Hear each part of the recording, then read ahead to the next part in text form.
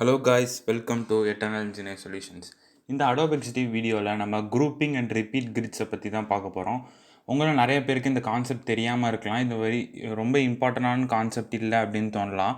But இது இம்பார்ட்டண்ட்டான concept இல்லாட்டியும் இதை பண்ணுறதுனால நம்மளுக்கு நிறைய டைம் சேவ் ஆகும். UI/UX டிசைனில் ஒரு பெரிய ப்ராஜெக்ட் பண்ணுறீங்கன்னா இந்த மாதிரி குரூப்பிங் அண்டு ரிப்பீட் கிரிட்ஸை யூஸ் பண்ணாமல் நீங்கள் பண்ணிங்கன்னா உங்களுக்கு நிறைய டைம் எடுக்கும். அதை யூஸ் பண்ணுறப்ப நீங்கள் ரொம்ப சிம்பிளாக ஈஸியாக டாஸ்க்கை ஃபினிஷ் பண்ணிடலாம். ஸோ அந்த மாதிரி ரிப்பீட் கிரிட்ஸ் அண்டு குரூப்பிங்கை பற்றி தான் இந்த வீடியோவில் பார்க்க போகிறோம். அதுக்கு முன்னாடி நீங்கள் எட்டர்னல் இன்ஜினியர் சொல்யூஷன்ஸை சப்ஸ்கிரைப் பண்ணாமல் இருந்தால் சப்ஸ்கிரைப் பண்ணிடுங்க. அப்போ தான் நாங்கள் போடுற எல்லா tutorials video, general knowledge videos எல்லாமே உங்களுக்கு டைரெக்டாக வந்து சேரும். சரி வாங்க, இப்போ நம்ம Adobe XDயோட வீடியோக்குள்ளே போகலாம்.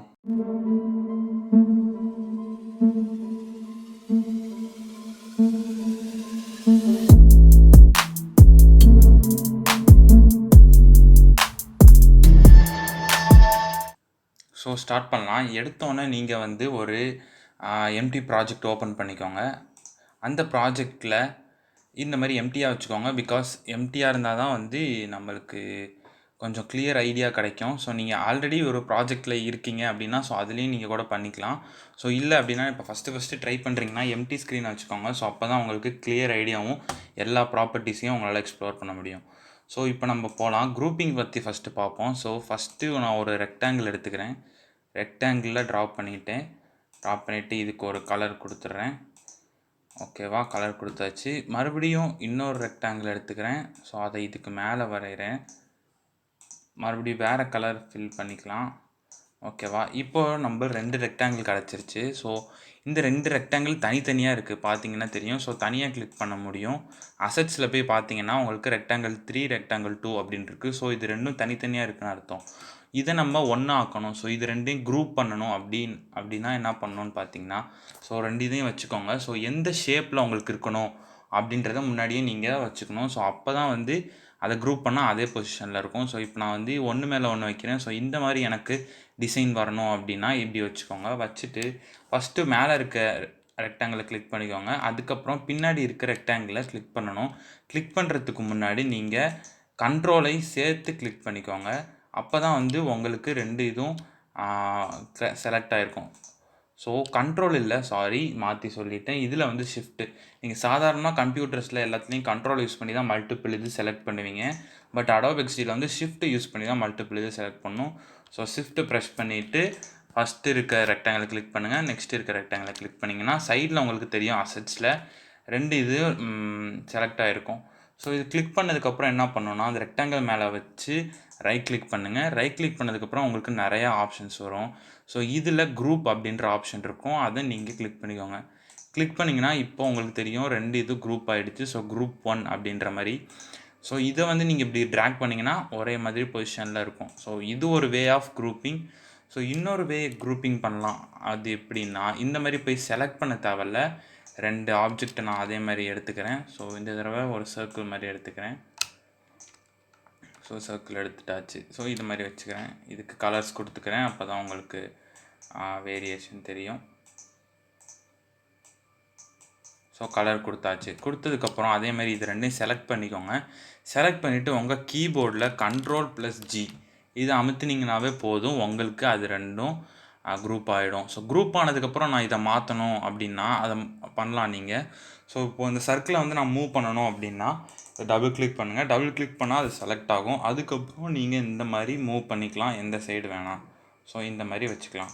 ஸோ இதே மாதிரி நம்ம குரூப் பண்ணியாச்சு. குரூப் பண்ணதுக்கப்புறம் பார்த்தீங்கன்னா இங்கே குரூப் 1, குரூப் 2 அப்படின்ற நேம் இருக்கும்.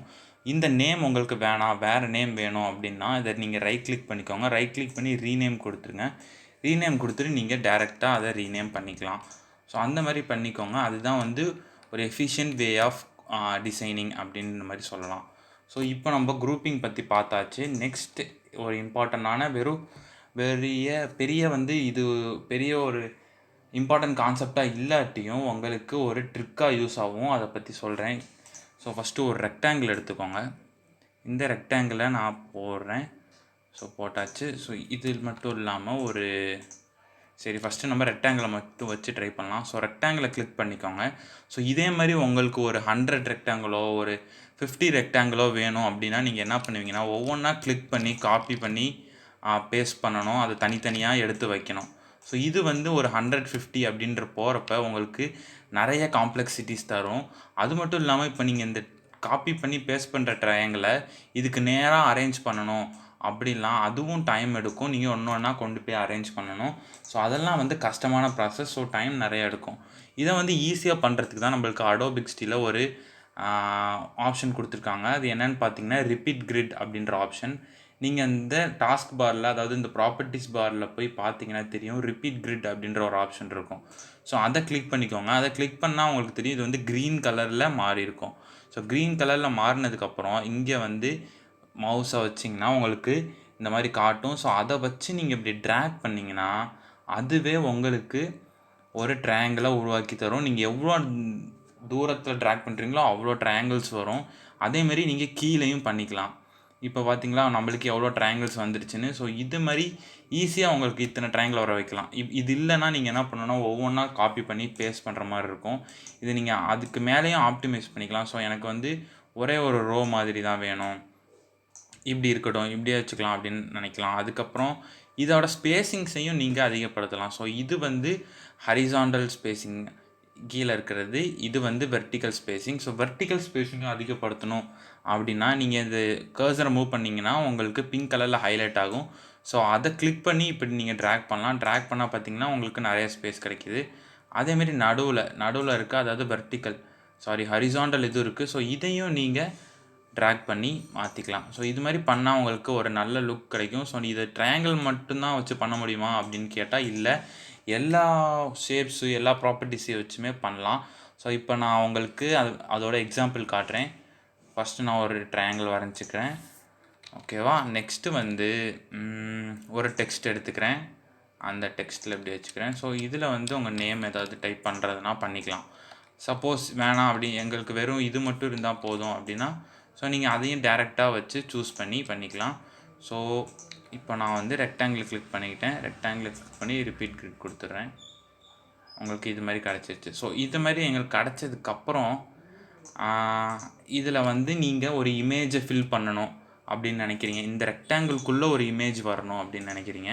ஸோ நீங்கள் என்ன பண்ணுவீங்கன்னா உங்கள் டேரெக்டாக இதில் போயிட்டு இம்போர்ட் கொடுத்து எடுத்துகிட்டு வருவீங்க. பட் இதில் வந்து அது தேவையில்லை, இன்னொரு ஆப்ஷன்ஸ் இருக்குது, என்னன்னு நான் சொல்கிறேன். அவங்க ஒரு 2, 3, 4 ஃபோட்டோஸ் வந்து டவுன்லோட் பண்ணி வச்சுக்கோங்க. ஸோ அதை வந்து டவுன்லோட் ஃபோல்டரில் இருக்கும், நீங்கள் அதை அப்படியே காப்பி பண்ணிக்கோங்க. இந்த மாதிரி காப்பி பண்ணிவிட்டு ஸோ அதை ட்ராக் பண்ணி அப்படியே எடுத்துகிட்டு வாங்க. எடுத்துகிட்டு வந்து உள்ளே வந்ததுக்கப்புறம் இந்த மாதிரி ஒவ்வொரு ரெக்டாங்கிள் காட்டும், அதுக்குள்ளே வந்து நீங்கள் போடுங்க. போட்டிங்கன்னா இப்போ உங்களுக்கு தெரியும் ஒவ்வொரு இதுலேயும் ஒவ்வொரு இமேஜ் போயிடுச்சு. ஸோ நம்ம ட்ராக் பண்ணது 4 இமேஜ், இங்கே வந்து 6 ரெக்டாங்கிள் இருக்கிறதுனால எல்லா இமேஜும் கம்பைன் ஆகி வந்திருக்கு. ஸோ இந்த மாதிரி உங்களுக்கு ஈஸியாக வேஸ் இருக்குது. ஸோ இதை யூஸ் பண்ணி நீங்கள் டைம் நிறைய சேவ் பண்ணலாம். இந்த வீடியோவில் நம்ம வந்து ரிப்பீட் கிரிட்ஸ் அண்ட் குரூப்பிங் பற்றி பார்த்தோம். அது எப்படிலாம் பண்ணலாம், அது எவ்வளோ வந்து எஃபிஷியண்ட்டான வே ஒரு பெரிய ஆப்பை டிசைன் பண்ணும் போது அப்படின்றத பார்த்தோம். ஸோ இதே மாதிரி நிறையா எஃபிஷியண்ட்டான வேஸ், ட்ரிப்ஸ் அண்ட் ட்ரிக்ஸ் அதெல்லாத்தையும் நாங்கள் அடுத்தடுத்த Adobe XD வீடியோவில் சொல்கிறோம். எல்லாத்தையும் மறக்காமல் பாருங்கள். இது வந்து ஒரு ஹாபியாகவும் நீங்கள் உருவாக்கிக்கோங்க. ஹாபியை வச்சே எப்படி வந்து உங்களுக்கு ஒரு கெரியரை ஏற்படுத்த முடியும் அப்படின்ற மாதிரியும் நீங்கள் ஐடியா பண்ணலாம். ஸோ வந்து UI UX டிசைன் ஃப்யூச்சரில் பெரிய ஒரு இதாக இருக்கும். ஸோ அதில் வந்து நீங்கள் ஒரு பர்சனாக இருக்கணும் அப்படின்னா இதை வந்து நீங்கள் இப்போயே கற்றுக்கோங்க. ஸோ ஃப்யூச்சரில் இருக்கிறத நம்ம இப்போயே கற்றுக்கிறது ரொம்ப ரொம்ப நல்ல விஷயம். ஸோ அடுத்த வீடியோவில் நம்ம இன்னும் நிறையா ட்ரிக்ஸ் அண்ட் ட்ரிப்ஸ், அது மட்டும் இல்லாமல் ப்ராப்பர்ட்டிஸ், ஒரு பெரிய அப்ளிகேஷன் எப்படி டிசைன் பண்ணுறது அப்படின்றதையும் பார்க்கலாம். So bye.